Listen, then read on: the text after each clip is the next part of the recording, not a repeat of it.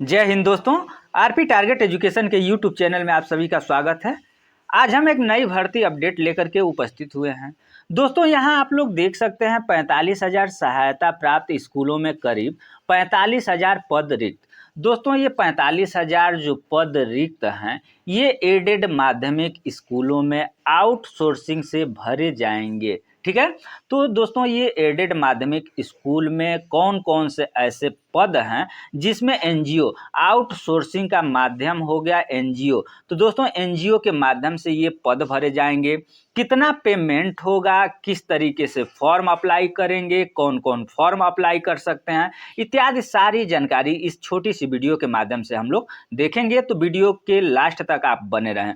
दोस्तों सबसे पहले हम लोग देख लेते हैं, ये लखनऊ का न्यूज कटिंग है। इस कटिंग के माध्यम से, पेपर कटिंग के माध्यम से ही समझने का प्रयास करेंगे।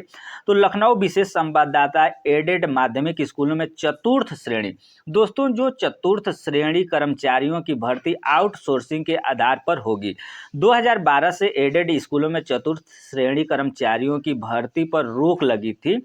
इंटरमीडिएट पास और 40 वर्ष की उम्र तक के अभ्यर्थी आवेदन कर सकेंगे। दोस्तों यहाँ पर अगर आप इंटर पास हैं और आपकी उम्र 40 साल या 40 साल से कम है तो आप फॉर्म आवेदन कर सकते हैं। इन्हें 13,072 रुपया, दोस्तों आपका जो मानदेय होगा ये 13,072 रुपया मानदेय दिया जाएगा। आपको जो ये आउटसोर्सिंग यानी एनजीओ के माध्यम से रखा जाएगा और आपको 13,072 रुपये मानदेय के रूप में दिए जाएंगे। माध्यमिक शिक्षा विभाग अब नए सिरे से रिक्त पदों का निर्धारण करेगा। प्रदेश में लगभग 4500 सहायता प्राप्त स्कूल हैं। पहले हाई स्कूल में 10 और इंटरमीडिएट में 14 चतुर्थ श्रेणी कर्मचारी रखे जाते थे। यानी जो पहले था हाई स्कूल में 10 और इंटरमीडिएट जो कॉलेज थे उसमें 14 चतुर्थ श्रेणी के कर्मचारी रखे जाते थे। जैसे उसमें बड़े बाबू, आगे उसको हम लोग देख लेंगे कौन कौन सा पद है, ठीक है, रखे जाते थे। इसमें अब है कि इंटरमीडिएट में 14 श्रेणी कर्मचारी रखे जाते थे। लंबे समय से भर्ती न होने के कारण लगभग 45,000 से ज़्यादा रिक्त पद माने जा रहे हैं, लेकिन अब छात्र संख्या के आधार पर ही पदों का निर्धारण होगा। दोस्तों कहने का मतलब पहले तो 10 और 14 रखा जाता था, लेकिन अब यहाँ पर ये समस्या आ गई है कि यहाँ पर छात्र संख्या के आधार पर ही पदों का निर्धारण होगा। यानी जिस विद्यालय में जितने छात्र होंगे उसी आधार पर जो पद होगा वो निर्धारित होगा। इन पदों पर भर्ती मंडलवार होगी जेम पोर्टल के माध्यम से। दोस्तों एक जेम पोर्टल है, उसी के माध्यम से ये भर्ती की जाएगी। इसके अलावा लिखा गया है ये चीज कि ये मंडलवार संस्थाओं को संबद्ध किया जाएगा। सेवा प्रदाता कंपनी के लिए नियम व शर्तें सरकार ने तय कर दी है।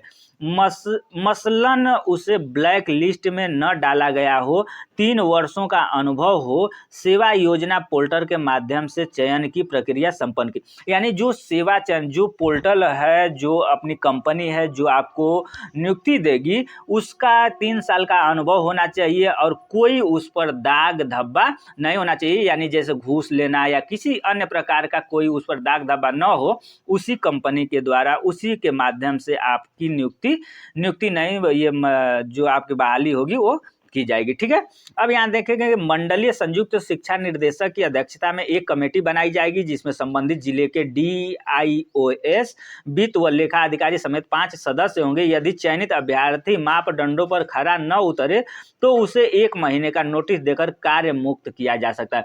दोस्तों अगर मान लीजिए कि आपकी वैकेंसी नियुक्ति आपकी हो जाती है और आप उस नियुक्ति पर खरा नहीं उतरते हैं तो ये है कि 1 महीना का आपका अल्टीमेटम दे करके और आपको इसमें हटाया जा सकता है। इसके अलावा एक और नई नियुक्ति है दोस्तों, ये मनरेगा में 1278 पदों पर नियुक्ति के निर्देश। दोस्तों ये मनरेगा, मान लीजिए कि आप 4th ग्रेड में करना चाहते हैं तो ये तो है ही, इसके अलावा मनरेगा में भी 1228 पद पर नियुक्ति के निर्देश आए हैं। तो इसके बारे में हम लोग देख लेते हैं दोस्तों। उप मुख्यमंत्री केशव प्रसाद मौर्य के निर्देशों के बाद ग्राम विकास विभाग ने मनरेगा के तहत जिलों में रिक्त 1278 278 पदों को भरने की तैयारी शुरू कर दी है। ग्राम विकास आयुक्त GS प्रियदर्शी ने सभी जिलाधिकारियों और जिलों में तैनात जिला कार्यक्रम समन्वयक को निर्देशानुसार रिक्त पदों पर भर्ती करने के निर्देश दिए हैं। उप मुख्यमंत्री ने मंगलवार को समीक्षात्मक बैठक में जिन्होंने ग्राम विकास विभाग के उच्च अधिकारियों को निर्देश दिया कि मनरेगा के रिक्त पदों को भरने की प्रक्रिया शुरू करें, ताकि मनरेगा के तहत गांव में लोगों को रोजगार से जोड़ने और गांवों के विकास के काम और गति दी जा सके। इस बैठक में उन्होंने बताया गया कि 1278 पदों पर रिक्तियों के सापेक्ष नियुक्तियां की कार्रवाई कराए जाने के संबंध में आदेश दे दिए गए। तो दोस्तों, जो ये मनरेगा है, इसमें भी अपना आप अगर फॉर्म अप्लाई करना चाहते हैं तो सरकार द्वारा आदेश दे दी गई है।